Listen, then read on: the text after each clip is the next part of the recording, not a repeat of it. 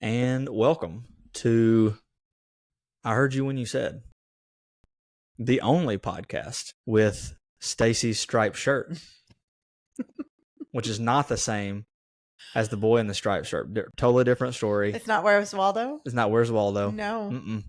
I even went You'd have to have a little funny hat for that. Well, that's a different story for a different day. But I even went horizontal stripes today. And as a female, if you're rocking horizontal stripes, then you're more than confident you're comfortable. Really? Oh, yeah. Is that like a rule, like horizontal stripes? Yeah. Well, typically horizontal stripes aren't flattering because they make you look wider. Okay. Vertical stripes would make you look leaner. But today I was like, you know what? Horizontal stripes, we're doing it. I thought horizontal stripes just meant, people could read you like a book. Is that accurate? I don't know. Can people read me like a book? Depends on who the people are. Can you read me like a book? Sometimes. Mm-hmm. Used on purpose.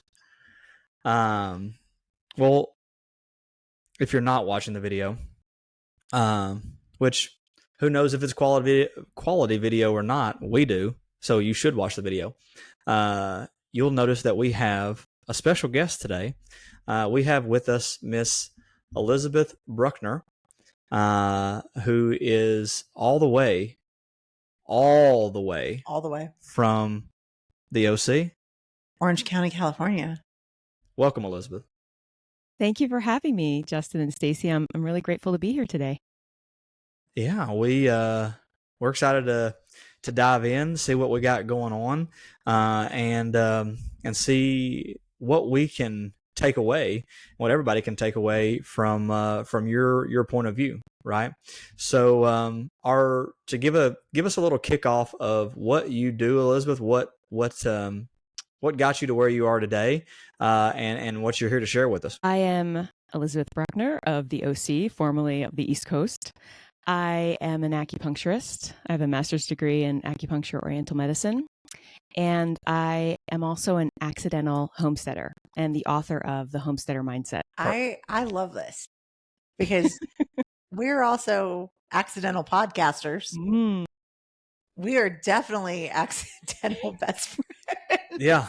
Accidental actually is a very, very descriptive word in our current relationship. I mean, yeah, that's great. It started accidentally. Now it's on purpose. Yeah.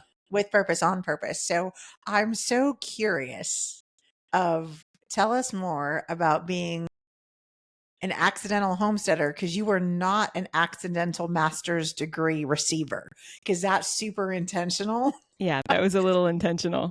A little understatement. So let's go with accidental homesteading, because this is completely selfishly, this podcast is completely for me. I mean, we scratch our own itch with everybody that we invite to the show. So yeah. Because what I can learn from Elizabeth is going to be intentional homesteading, because my accidental planting journey is failing. Hey. So I am here to learn all of the things. And should anybody else glean anything and buy her book, bonus. Hey. That's bonus. She's here to give us all the info. Okay, so talk to us about being an accidental homesteader. Okay, and you are rocking those stripes today. Thank you. Yeah, you're rocking them. Thank you. Let's see. Let's back up. I was an acupuncturist for nearly a decade before I got really sick with a chronic illness. And I didn't really practice what I preached. I didn't even know what I was preaching in terms of nutrition. I was saying, eat real food, start cooking your food at home. And then I would go home and be like, well, I'm too busy because I'm a career woman. And, I've never been taught how to cook. My family, I grew up on microwave. Both my parents, I was a latchkey kid. And so I had no connection to food. Even the first time that I grew broccoli, I was like, that's what it looks like coming out of me. And I was in my 40s. I'm like, oh, wow, that's broccoli. That's what it looks like. So everything was accidental. And there was a few moments. The first moment was during my illness, when I was homebound and wasn't able to work, but I was finally able to get out of bed after a few weeks. I wanted to still be of service to my family. And so I decided, well, I'm going to see what I can do. Maybe I can learn how to cook just like 3 meals with only 3 steps. So I went online, figured out how to bake a chicken, which is not nearly as complicated as those that don't know how to do it like I did. It's very simple. It's a nice, fast food. And I was in charge of what was going into my family's bellies. And then as I continued to heal, I stepped out into fermentation, which is the process of preserving, like normal homesteaders, homesteaders from the 1800s, which we can talk about if you want. They used to preserve vegetables in order to keep it longer because they didn't have refrigerators. But what happened is it actually increased the vitamin content by 12 times, 10 to 12 times more vitamins. And I don't know how vitamins grow, but they do apparently in fermented food. And so then I became the fermentation maven. And as a homesteader, just as a person in general, whatever I learn, I love to teach. It's a little bit obsessive. And if you don't like what I'm learning that month, you probably should stay away from me. Otherwise, I'm going to try to teach you it. Like, just wait till I get to my next kick. So in my 40s, I decided to learn languages. And I happened upon a polyglot, a man who speaks 10 languages named Benny Lewis.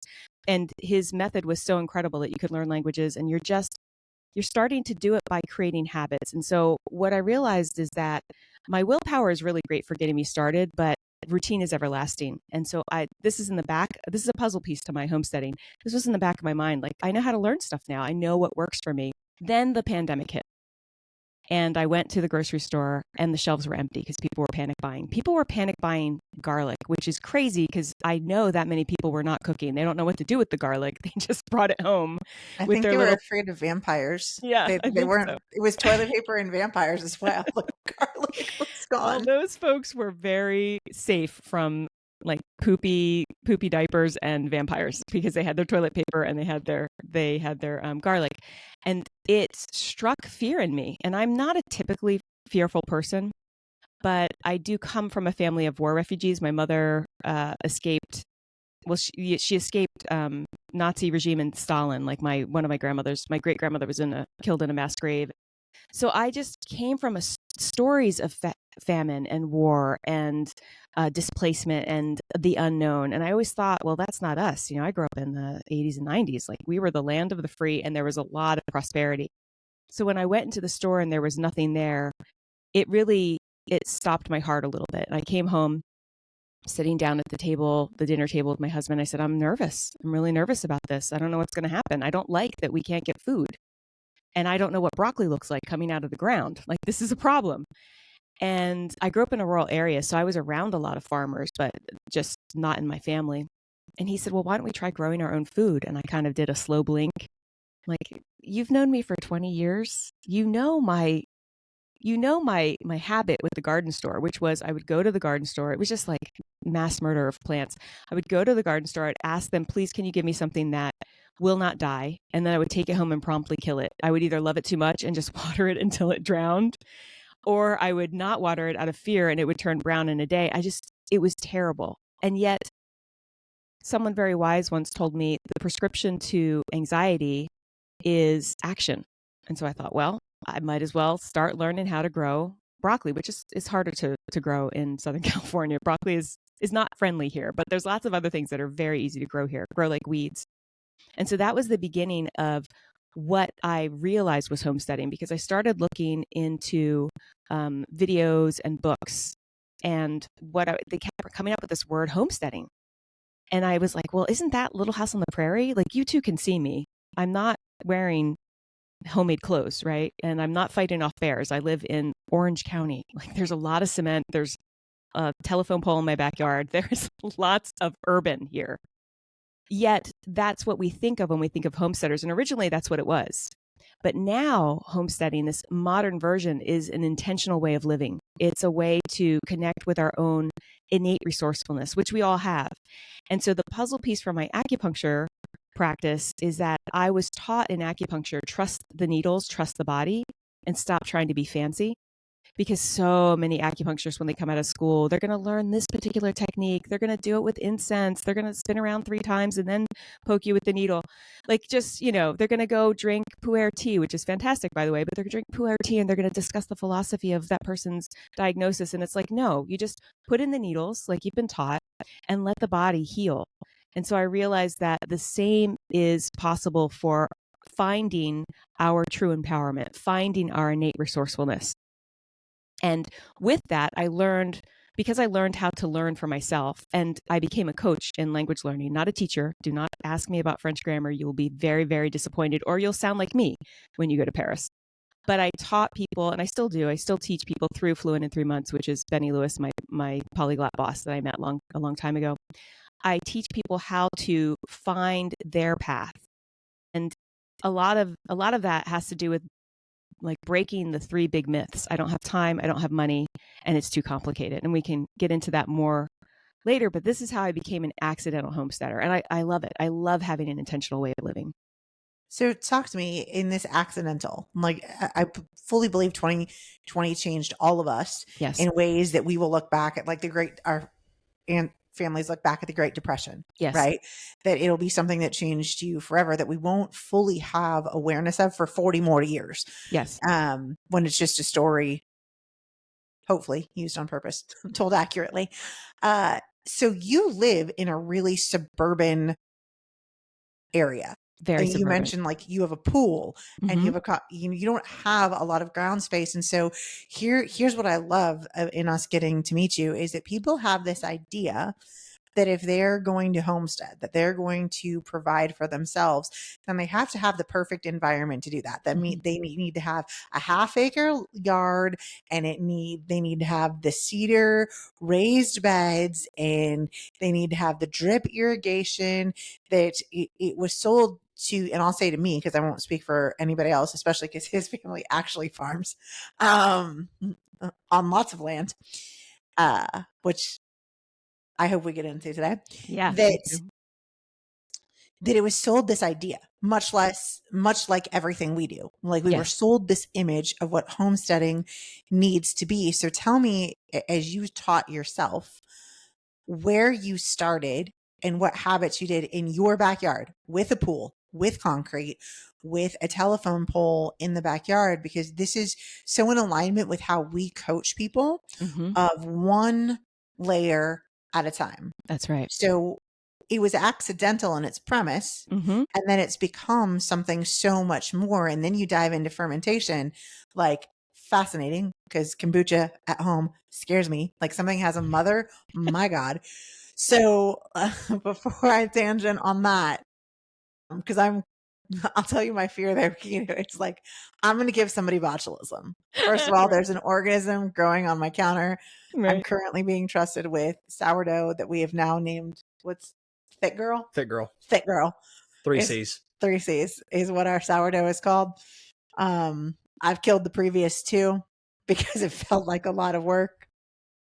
So bring me into where you started and what habits you curated at the beginning when broccoli was a phenomenon of like, oh my gosh, which sounds so funny, but I've grown broccoli and it takes up so much more space than you think. Yes.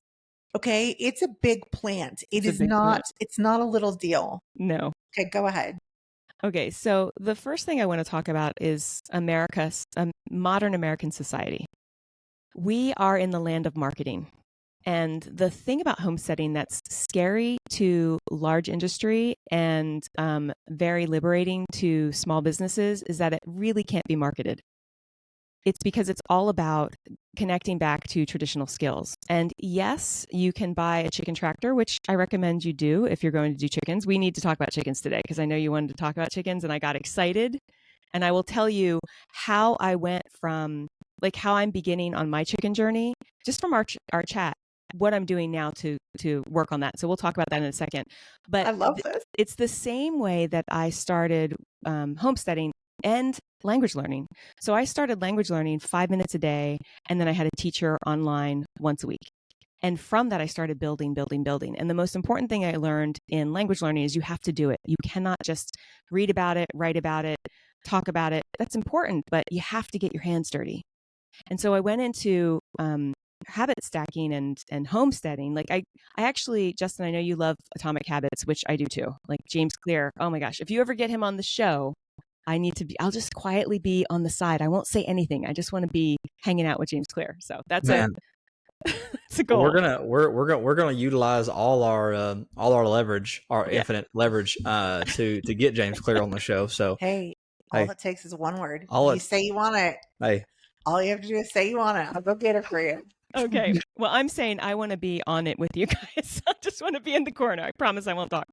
But so James Clear, when I read his book to help teach my clients, I realized there were two things that were missing. In terms of coaching people, I would often hear them say, I can't do it. I've always wanted to learn a language. Or my patients at the clinic would be, I've always had this back pain. Oh my gosh, you make me feel better. But then when I'd give them some homework, patient compliance was really low because they just couldn't translate. So I took my language learning success and I translated it into homesteading. I'm like, what are the things that I love to do? I'm a super avid reader, so I learn things by reading really well. It feels really good to me. And so the first thing that I started doing was looking online to see people that I trusted. And so, Stacy, this is particularly for you. Joel Salatin is a regenerative farmer in Virginia, and he has all of these videos on YouTube about raising chickens. Now, he does commercial raising chickens. And do you have livestock, Justin, in your farm? No, so we're my family is our row crop farming. So we grow rice, soybeans, corn. So yeah, that's our industry. Great. So if I say something wrong about chickens, you won't know, which is exactly what I was asking. Like, will you know? You won't? Okay, good. We're good. And even if I did, it's used to make a greater point and bigger than chickens. So you have free reign, Elizabeth. You let it rock. Elizabeth, here's also what you need to know as you get into chickens. Yes. We have not yet taken over the HOA.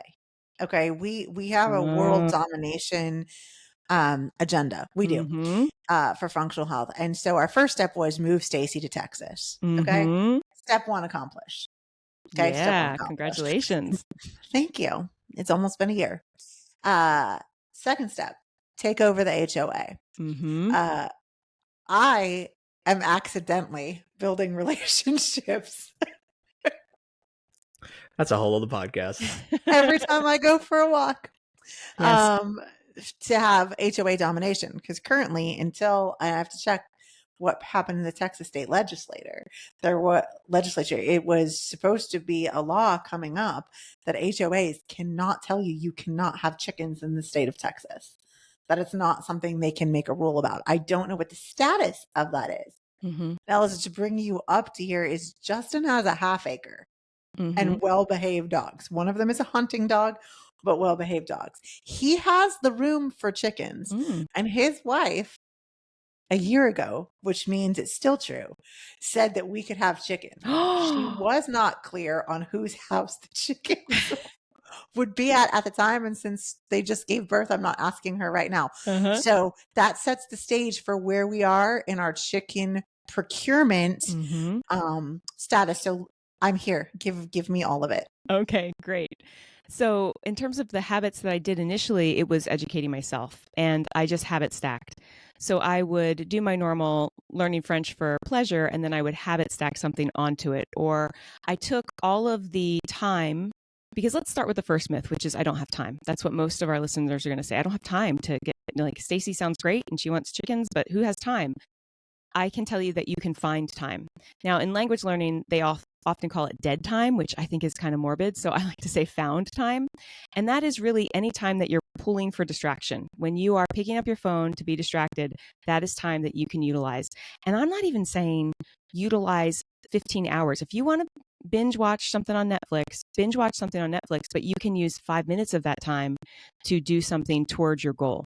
And so the very first thing that I do, and I talk about this in my book as well, because I think it's something that we kind of miss, is I ask the reader and myself to daydream about what I want. So when you had mentioned, I really want chickens, I was like, I really want chickens too. I want chickens. I was totally jonesing chickens after you said that. I want to have eggs, and I don't live in an HOA. I think I'm a little too stubborn. I don't think I'd be as good at making friends in the HOA as you are. So it's best that I stay out of HOAs. So because HOAs can be tricky, especially in Orange County. There's some HOAs you can't even paint your house a certain color, but there are ways to get around it. Some people grow quail, which make no noise in HOAs. So I'm going to give some people the scoops, the ones that want to be the rebels like I would be. You can grow quail, which doesn't make any noise and very easy to grow. You can also put landscaping herbs and food in your front yard. If there's like, you're not allowed to have tomato plants, well, you can put rosemary, and parsley's really pretty. And I have a rue plant that's really nice. And most people that walk by don't know that 80%, 80 to 90% of my food is 80, 90% of my landscaping is edible. So they just think, oh, daylilies, that's nice. But they don't know I'm snipping off those daylilies and putting them in a salad. They're really yummy. They taste like kind of like a sweet cucumber. So the first thing that I recommend is daydreaming. Like for me, I want a pretty chicken tractor. Have you heard of chicken tractors before? No. Okay. So chicken tractors are, instead of having a coop that you have to clean out and you have to move the chickens like once a year. You should probably move them somewhere else because they can get, you have heard of this. I'm bringing up the video in my mind now that you say that. Go ahead. Yeah. So typically what happened in the 50s and 60s is you'd have a backyard chicken, you'd have it in a pen, it would poop and pee and eat in the same place. You would give it food, you give it some of your scraps, which is fantastic, and it would start to get stinky. And what I believe it's Joel Salatin did this from, he has a YouTube channel called Farm Like a Lunatic. He's fantastic. I love this man. I want him to be my big brother, but I think it would be weird if I asked him to do that. So that's an aside, but I just love this farmer.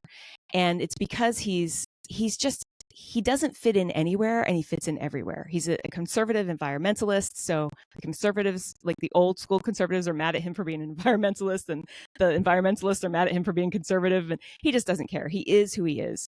And he developed this tractor, which is it's a coop house on wheels. And every day or once a week, you move the tractor a foot or two around your half-acre lawn. And it fertilizes your lawn. It keeps your lawn looking amazing. And not that I'm pushing Justin and his wife to I heard the half acre. Okay. Yeah, I heard the half acre. Just saying. I heard it. Hey, Elizabeth, our big thing is mindset is the story that you tell yourself. So you're creating that story right now, and that chicken coop mindset, it's hitting right now. So you keep going. Okay, good. So for me, well, especially for my husband, he was born and raised in Southern California, and he likes things pretty. And he has post-traumatic stress disorder from the time when I pulled all of our non-edible landscaping out. And then we were in grad school at the time, and I just left a dirt patch in the front yard. So he gets very scared. He's always like, please, is this project going to be ugly? And I'm like, no, sweetie, that was just grad school. Like we had sheets for curtains. It's not going to happen ever again. I'll make it pretty.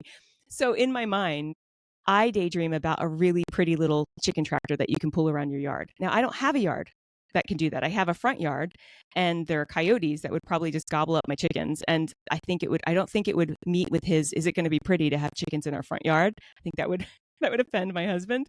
So in honor of a good marriage, I then thought about, like, I'm daydreaming. Then I started watching some videos that I sent to Justin. I sent it to you, but it's for Stacy, just like how to raise chickens. Like, how do you raise them? How do you make it look cute? What are the options? And so one of the options is this chicken tractor. Another is having a coop, but putting a lot of carbon on the bottom. So taking all of your grass clippings and throwing it on the bottom of the coop and keeping a really thick layer for them to kind of search through and poop in. And then, before it gets stinky, you just kind of rake it around and pull the compost out from it and then put more down. And so that's another way to do it. If you don't have I don't have a half-acre yard. I'm not interested in putting chickens out on cement. I think that's just way too hot, and then to try and build it up.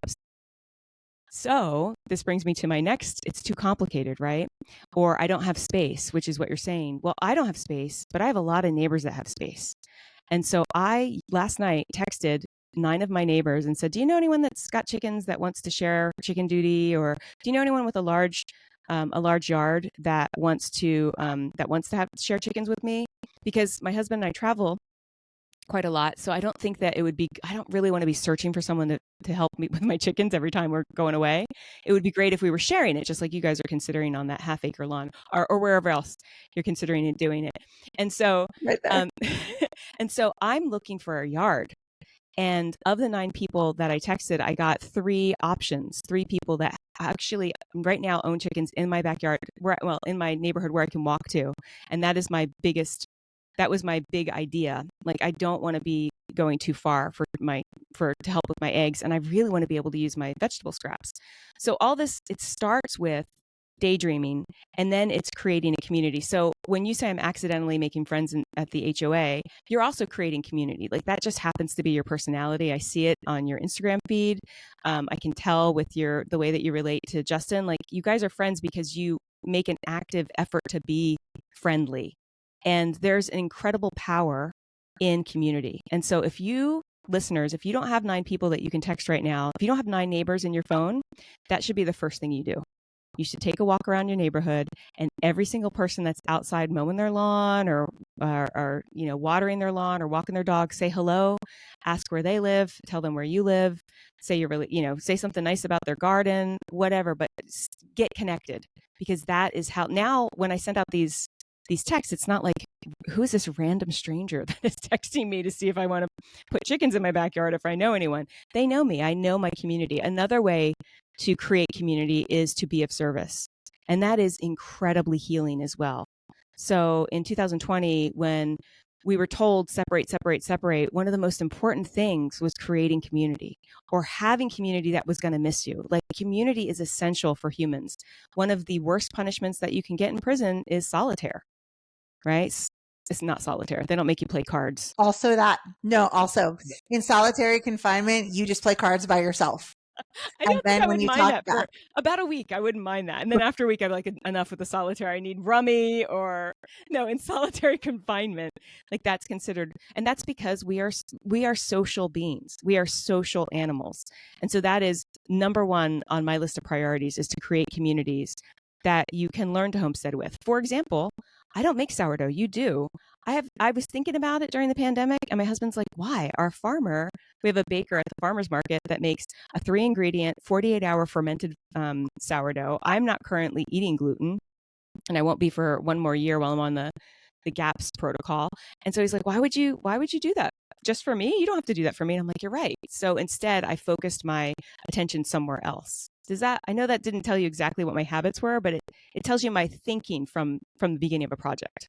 Here's what I love about this is we are so focused on helping people think about how they think, yes. Right? And that mindset is the story that you tell yourself. Yes. And we also talk about, if you can't see it, if you can't imagine it, yes, then you're not ever going to create it. And so the fact that you're like, hey, I got really curious, and I spent some time being curious and daydreaming about that is so relatable, and also I believe so necessary, because what it does is it pulls you out of I don't have time, I don't have money, and I don't have space, which in any industry, those are the 3 biggest objections. I don't have time, I don't have money, and I don't have space, maybe physically, depending on if it's homesteading. But fermentation happens on a counter, to my understanding. That's right. Sense says Fit Girl, currently fermenting on the counter. And what it does is it crafts a story of the life that you want to live. And then you took action to make that more plausible. Here is what I absolutely love about this, is that you're like, is it possible? What would it look like if it was? 2, what would it look like if it were easy? Like, I'm not tearing up my concrete in my backyard. Also, I'd really like to stay married. So that's one of my goals. Pretty for my husband. And you're like, okay, I was presented with these obstacles. What do I do to overcome them? What does it bring up for you? So it actually reminds me of a story, Elizabeth, because I can relate to this. I learned guitar this year. So far, this year so far, I've learned guitar, and I'm a poet, and I didn't know it. I knew it. And so I'll give you my experience with the habits approach to things, right? Which I do love James Clear and the Atomic Habits stuff. Even that book, like, this is how far, even that book, even the stuff that he suggests in that book, which is money, right? Can be overwhelming for people, right? And I'm going to use that word because that's the word that people are going to use. When they say they don't have space, they don't mean physical space. They mean mental space. I cannot put one more thing in my head on top of a kid's schedule, groceries, finances, a career, whatever. And what you're espousing is, hey, it doesn't have to be all that, right? Unless you're trying to make money from this thing in the next 30 days, like, you're following your curiosity, which is how you started in the languages, right? So I did the same thing with guitar. I got a guitar when I was 16 years old for my birthday because I thought it was cool that chicks love dudes who play guitar. I said, cool. awesome. I'm going to learn how to play guitar. Guess what I didn't do at 16 and 17 years old? Learn how to play guitar. Mainly because, number one, the time wasn't right in my life and the approach was wrong, right? I just went to a guy that taught some music at the high school that I went to, and all that kind of stuff. It wasn't there. And so it sat in my bedroom over the course of my lifetime. And at the beginning of last year, so the beginning of 24, I told my mom, I said, hey, bring my guitar next time you come here. And I'm going to learn how to play. One of my New Year's resolutions is going to be, I'm going to learn how to play guitar. Mm. And so I downloaded an app and paid $75 for the year or whatever it was. And started my journey. Right. Mm-hmm. And so what I did was I was going through this self-paced course and all this other kind of stuff. And I was doing pretty well with it at the beginning. And eventually I found myself just not spending time with the guitar anymore. And I'm like, okay, what's going on here?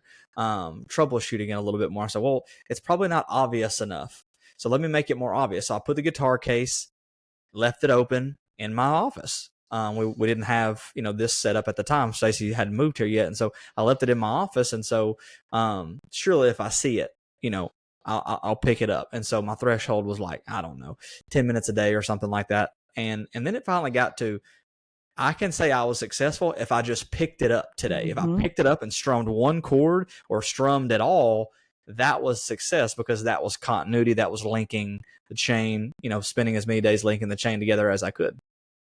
And so that was okay for about the first 3 months. And what I found was it was actually not the fact that I kept it in close proximity. It was the room in which I kept it in. I kept it in my office. I come in my office to work. I don't come in my office to play guitar. And so that story about what I do in that office was just overriding my ability to actually pick it up consistently. So I said, you know what? I'm going to drop it this year. I'm cool with not knowing it right now. We were in the very beginning of growing our business. So, we're those type of people. Hey, if I can do one thing, I can do five. And so I was like, you know what? Now's not the time. And I'm cool with that. I'm not like dead set on this. I'm not, it's not a crucial part of my life. So I'll let it go. And this past year, or the beginning of this past year, I said, you know what I learned last year? An app is not going to work for me because I need somebody to go be a little bit accountable to and to speak to in person. I'm that type of individual, just like you alluded to. Hey, we like to talk to people. And so there's a little, music learning school up here at the top of our neighborhood had just opened at the beginning of the year, very convenient. And so I said, hey, I'll go one lesson every 2 weeks.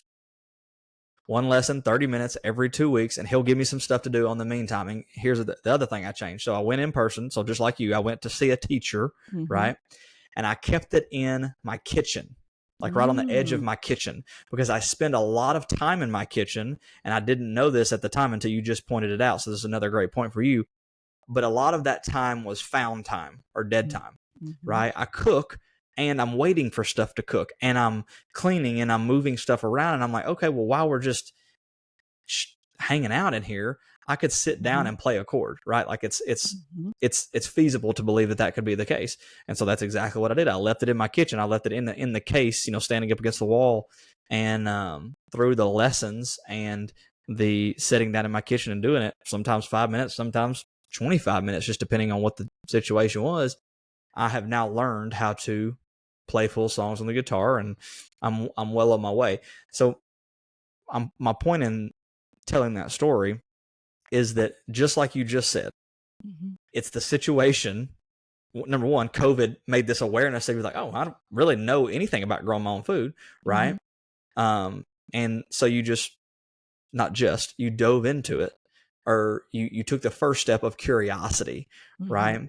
I believe that's, like Stacey said, that's the antidote to overwhelm. Is yes, you do need to take action, but prior to that action, there's a thought that goes through your head. And for a lot of people, because this is people we coach, are all or nothing people. Either I'm going to make a sourdough loaf every week, or I'm not learning sourdough at all. Right? Yes. And so you're inviting them, if I'm understanding you correctly, to be curious about what's the first thing you could do. I love the thing that you did. You texted people, hey, what's the first thing I could do? Who has chickens? Like, who knows how to spell the word chicken? Like, I don't know. Who knows what I want to know, and can I get closer to them in a communal way? Hey, guess what? If you give me some eggs, maybe you don't want chickens in your backyard, Elizabeth, but if you give me some eggs, I can give you some fermented XYZ, right? Like whatever. Kefir, 'cause she makes really good kefir. Kefir. Yes, Maybe she can give them some honey garlic fix-it-all juice. Yeah. There's some ginger in So there. they don't have to burp it, but she does. Yeah. So anyway, Elizabeth, what I'm getting at is we use a lot of the same principles in our practice, and we're not talking about homesteading, and it doesn't matter because it's the general curiosity of what is it that you want to do? What would it look like if it were easy? And you step forward from there. So how did that lead you to enough of that lifestyle to actually write a book about it? Wow. So firstly, I want to say I also learned guitar in my late 20s in LA. And that was back before there were no such thing as apps. Google had just come out when I was in LA. And I had a bunch of musician friends. So the best way to do it was to have a community of musician friends. I no longer play guitar. I played it very badly. But it was such an incredible lesson for me. I was a singer-songwriter. I sing well. My songs are fairly fun, but the guitar was just so that I didn't have to hire a musician. And one of my friends that was a guitar player, he was a very good guitar player, and he said, when I watch movies, I take my guitar out and I do scales. And I was like, what do you know? So there are ways, like anytime you're learning a new skill, that's why playing guitar is a really important thing to be talking about, because anytime you learn a new skill, there's difficulty. Our brain loves novelty and repetition, but it also has pain when it's learning something. Our pain receptors go off when we're learning something. So when I learned French, it was difficult, but it was exciting. When I went to learn Spanish, I was super excited about Spanish. And then I started learning it. I'm like, Spanish sounds terrible coming out of my mouth. It's all, like, blech, it just tastes bad. And it was because my brain was saying, like, no. You've already done this. You've already put us through pain for French. We don't have a filing cabinet for this new thing. You're going to stop. And so I had to know that, oh, right, learning new things can be a little bit painful at times. And so the shift in mindset that you are both talking about is the most compassionate way to change your life.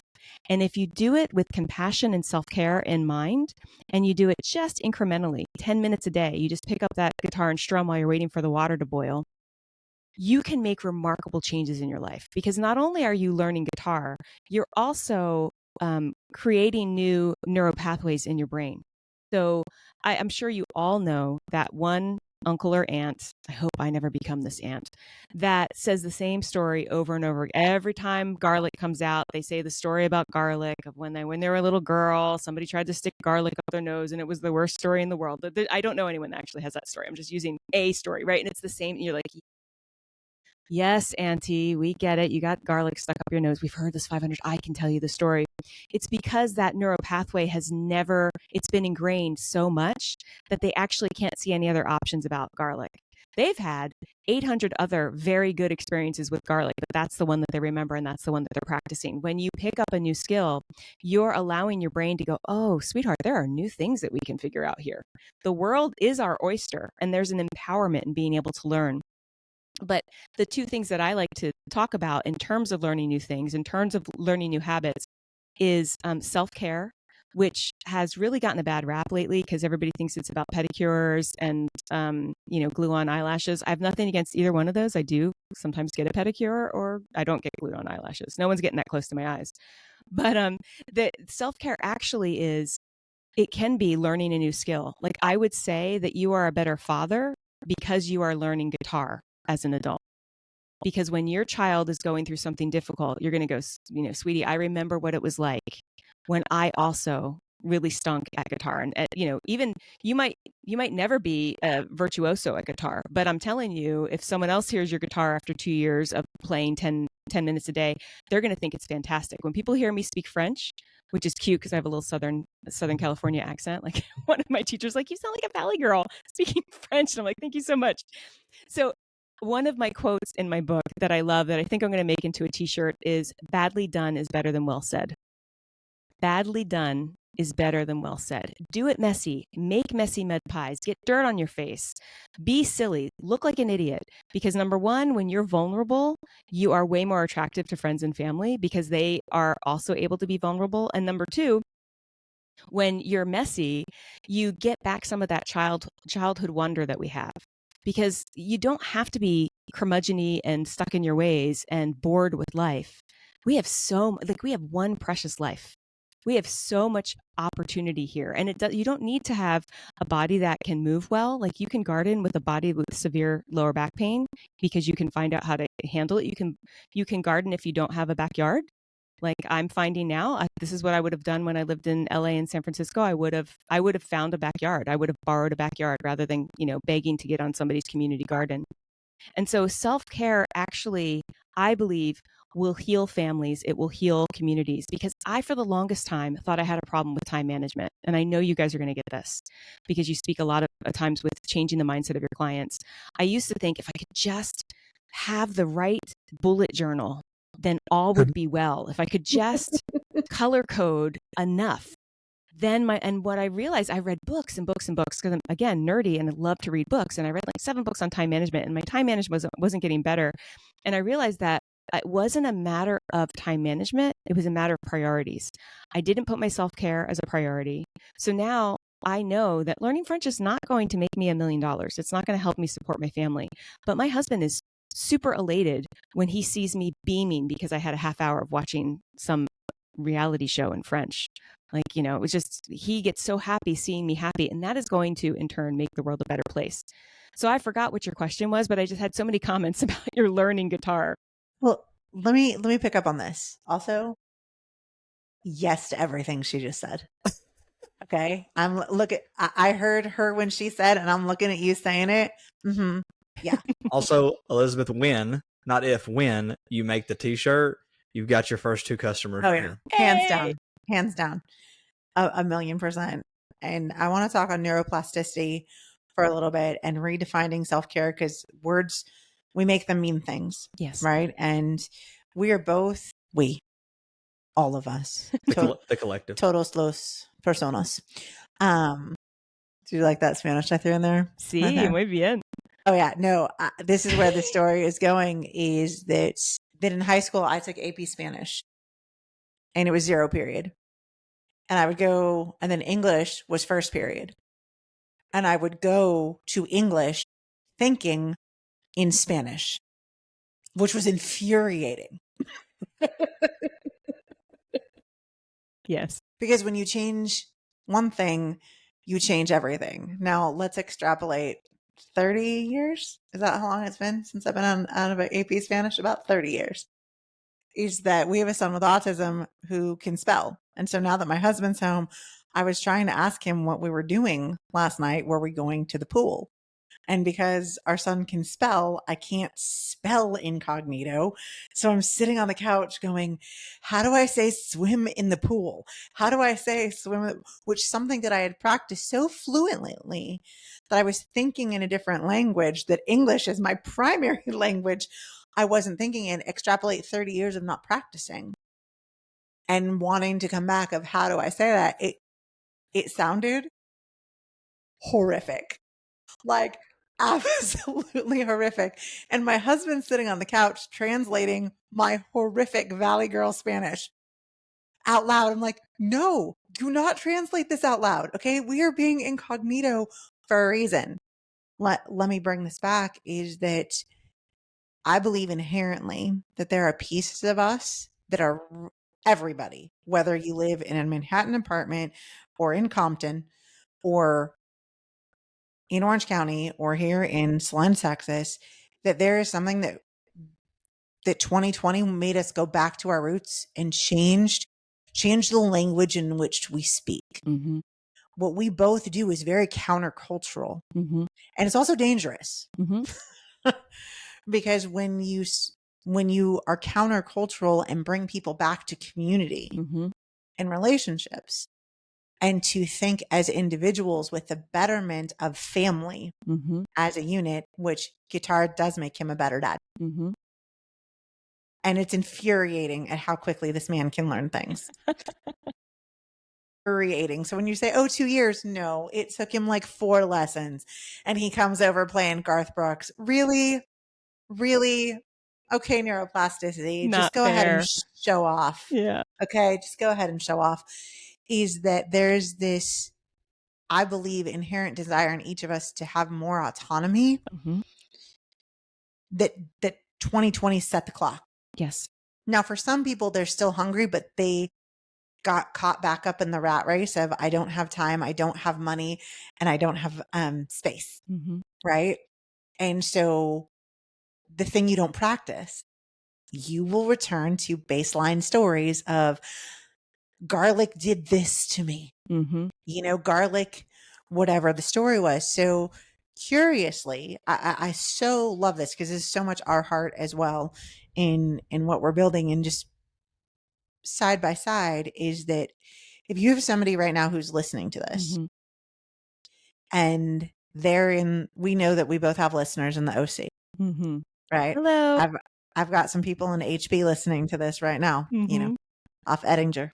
They probably went to Edison High School. Going, I want this, and I'm scared because of of who I become. Mm-hmm. Not, hey, go ahead, teach me how to make kefir or kombucha, and we can get into the gut reasons of why fermented things are so great for you. Not all bacteria is bad. That where would you elicit their curiosity, because they've catastrophized this in a different way. I'm going to be sunning my butthole in Africa. I'm going to be doing coffee enemas. I'm going to get dreads. Do you see how far they take Done it? 2 out of the 3. You don't have dreads? I don't have dreads. But if there is a satellite in Southern California, my husband and I were like, let's just see what this does. And so, yeah, we have mooned the satellites. It's on our to-do list. That is called the advanced curiosity level. Yeah. That's advanced curiosity. It's on our get-to list. Yeah. It's something we've been talking about for about 2 years. Yeah. It's on our get-to list. It's tricky because you just have to make sure there's no neighbors with like 2-story homes nearby. That is the biggest. I just didn't. Yeah. But you're right. Okay. Like, it's so scary. Yeah.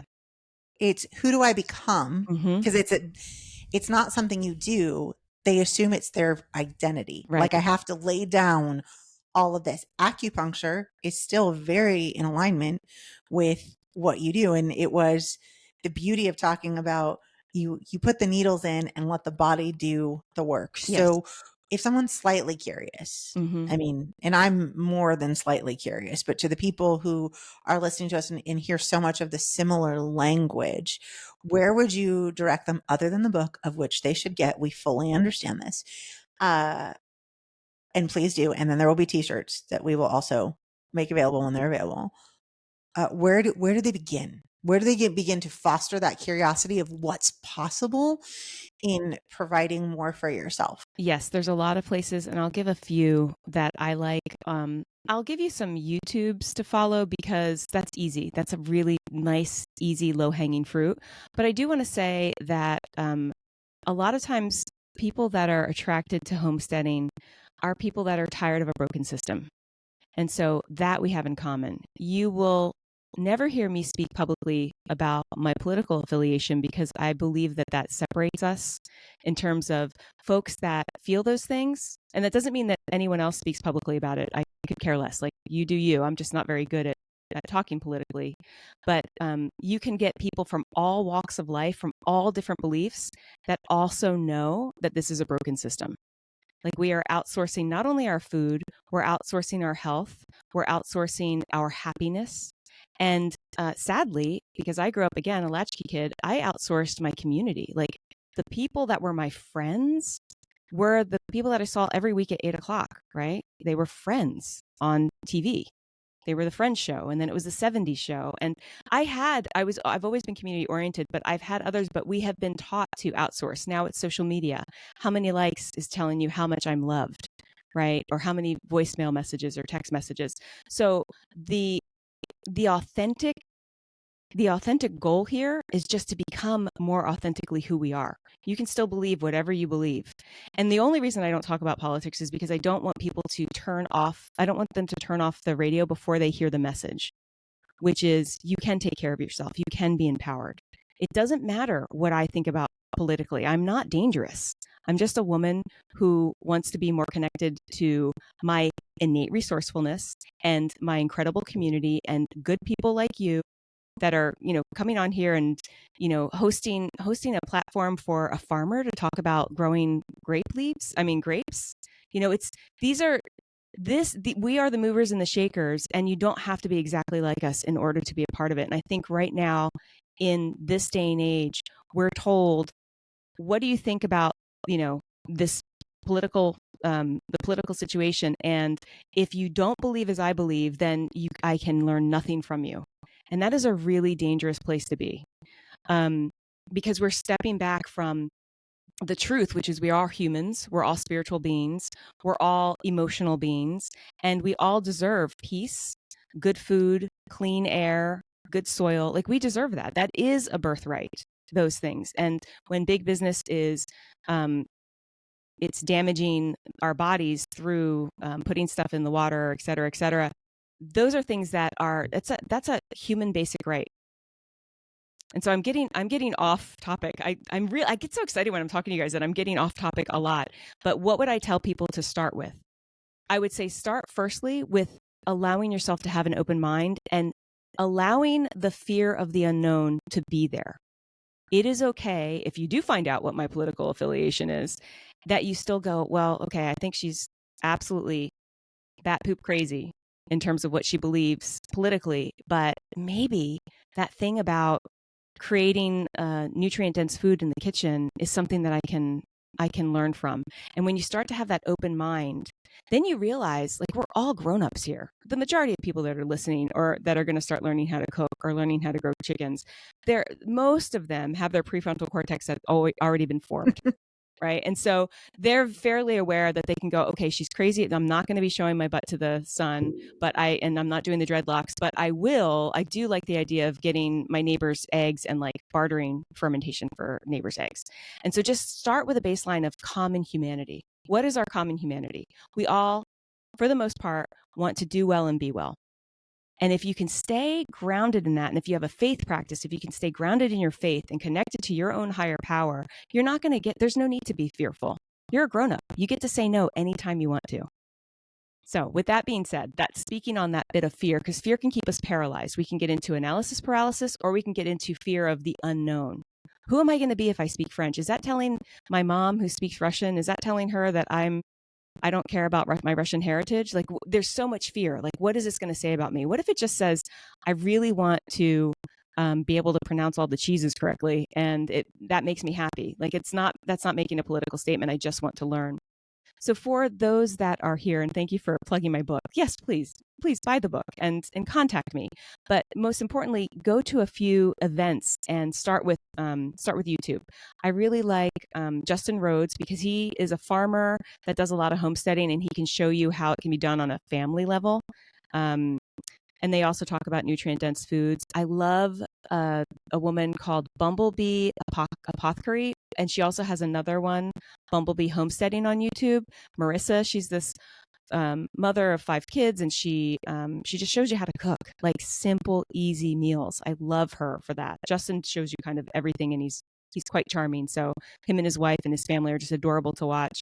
Those are 2. Joel Salatin talks about regenerative agriculture and how you can create, food through livestock without vaccinations, and he calls it the pigness of pigs.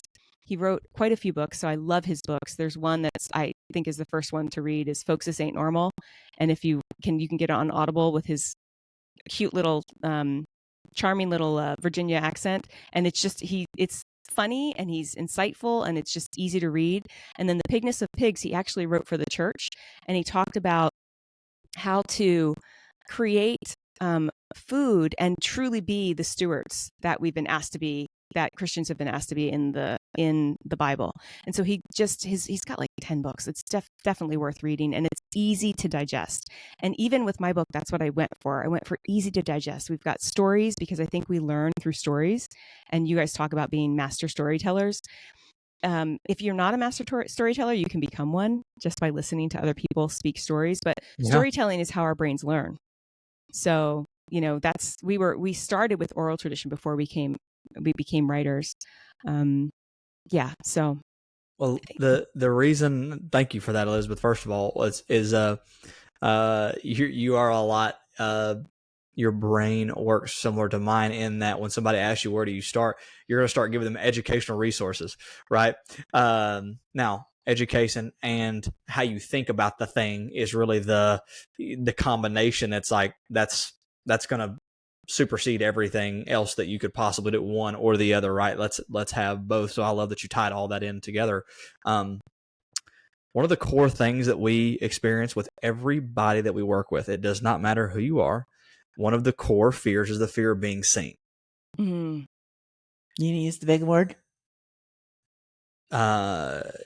Yes. Starts with an A, and then it sounds like a telephone. Elephone? What is it? I put you on the spot. Isn't it a telephobia? Yes.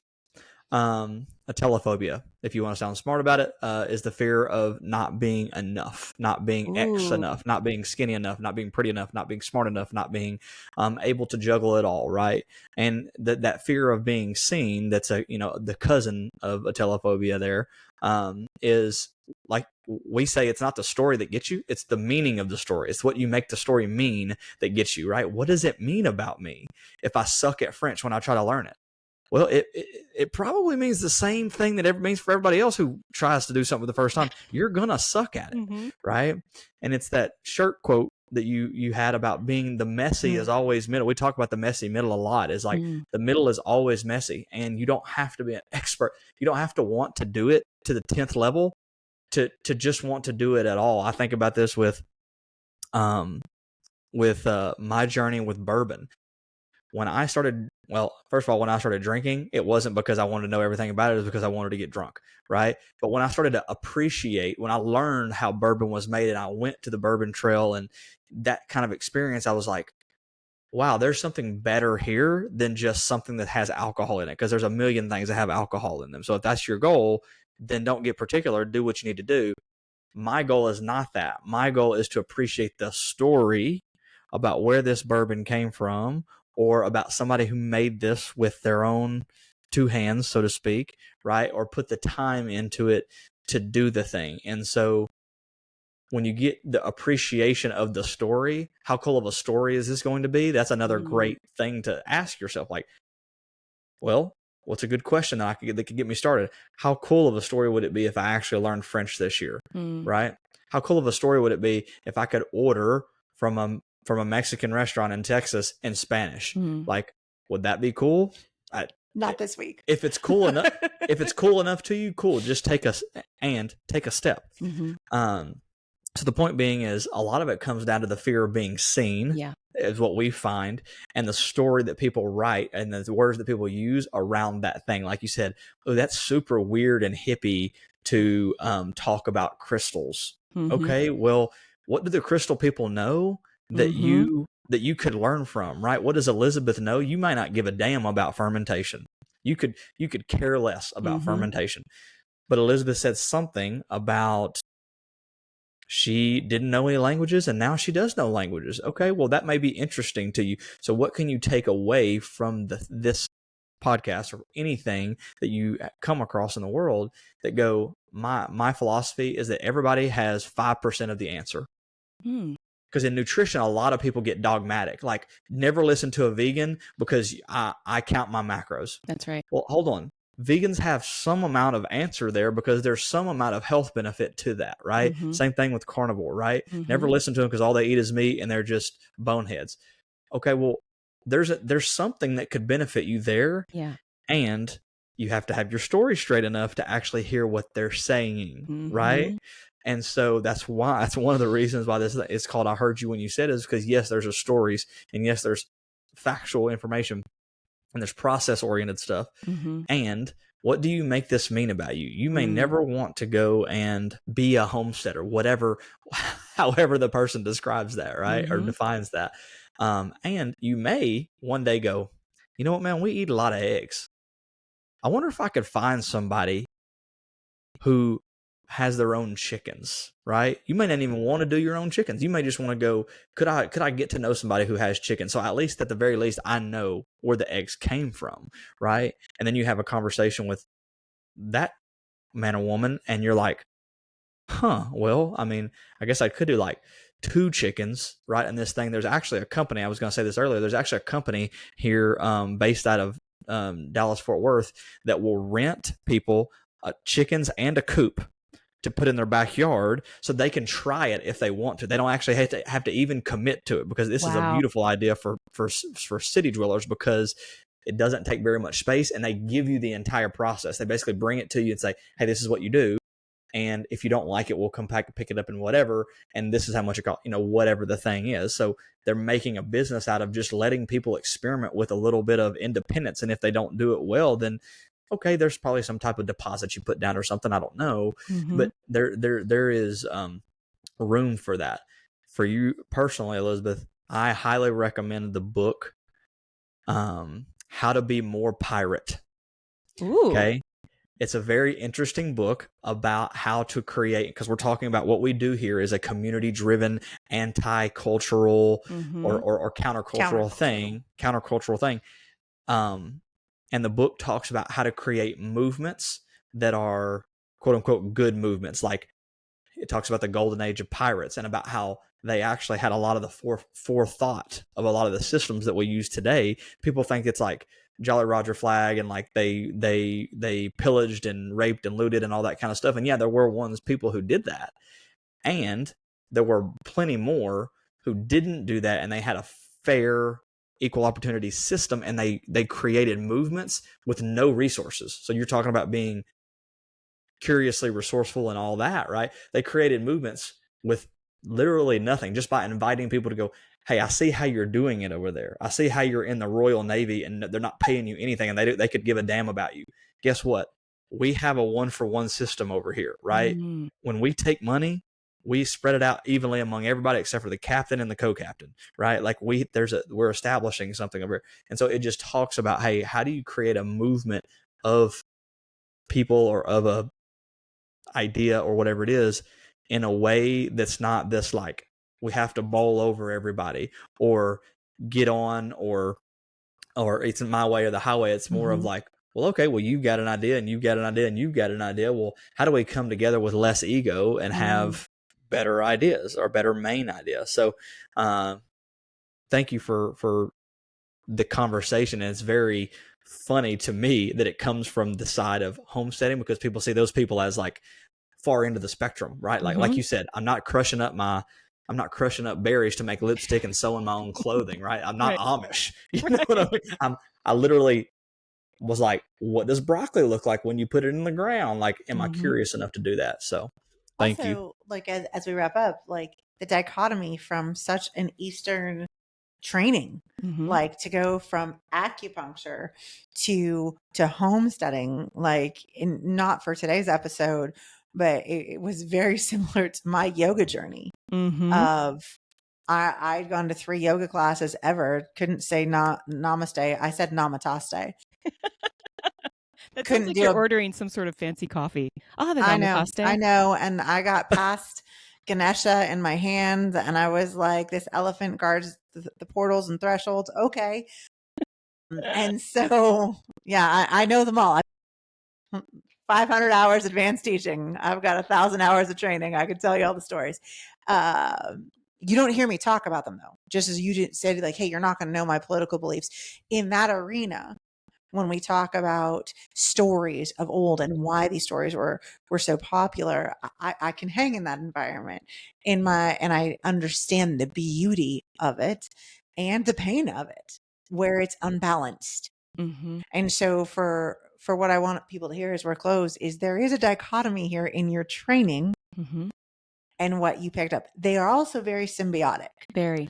But it takes curiosity and to lay down the dogma and the dharma and religiosity, because even other traditions are extremely dogmatic and religious. The shame that I got from leaving yoga at a very traditional studio and going to get Starbucks after, oh my God, the shame. Oh How dare I? Yeah. I was like, whoa, this look feels really familiar to other religious Mm-hmm. dogmatic systems I'd been in.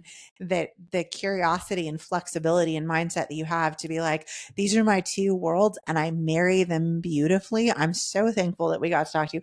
Can we have her back? Yeah, actually, what I was thinking, and Field trip. this is a field trip. Yeah, sure. I don't mind taking a field trip.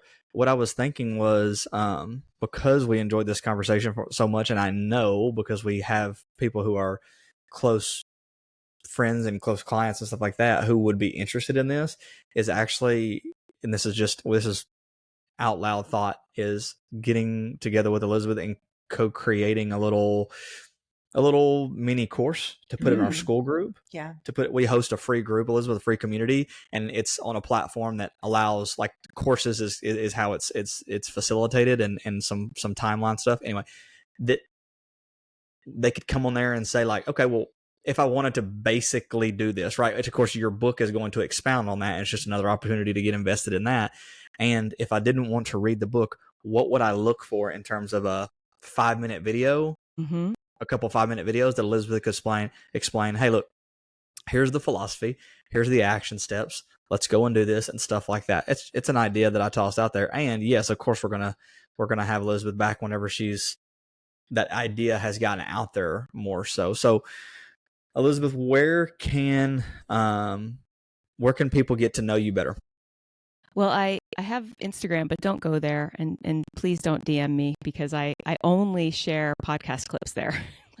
It's just to give my podcast friends audience. That's it. So don't go there. You can find me at my website, and I do have a free gift for your listeners if they'd like it. Can I share Perfect. the link? Okay. It is a habit tracker, and it also gives you 3 steps to creating habits that are very doable. And just like we were saying, taking those tiny habits and creating something bigger. And how do you even consider what the first habit is? You can get that by going to my website. That is where you can contact me. It is www.createwellnessproject.com/gift, GIFT. And you can use that website to come say hello. Thank you both for having me on. This was a lot of fun. I would love to hang out with you guys again. Oh, so much fun. Yes. So, and again, like you said, we just piqued a little bit of curiosity, and now that's a spider web of curiosity. So we will put that link in the show notes for you guys to have. If you're watching this on YouTube, it will be in the description as well. And until next time, thank you, Elizabeth. Thank you, everybody who's listening, and y'all be good.